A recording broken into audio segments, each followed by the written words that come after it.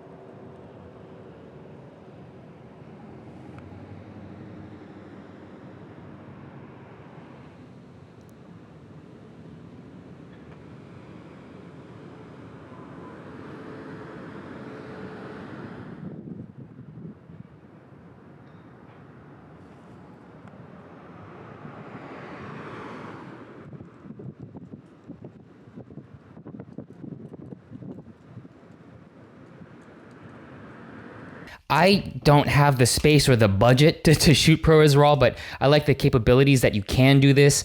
There's two other upgrades to the GH7 from the GH6 is that you can get an ARRI LUT and shoot in ARRI log, but you have to pay $200 more for that ability to put into the GH7. You can't buy that and put it into the GH6. It can only go into the GH7 for some reason. And I don't use ARRI at all, so I did not buy that. And the last big upgrade to the GH7 is the ability for 32-bit internal audio recording, but that only works with the XLR adapter. Here's the new XLR adapter that can give you 32-bit float into the GH7 and only the GH7. This is not compatible with any other Lumix camera to give you 32-bit float.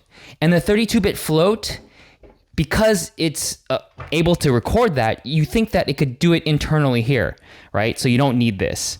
Using the 3.5 mic jack, I thought that I can get 32-bit float just with that mic jack, but that's not the case. You need this XLR adapter in order to use 32-bit float.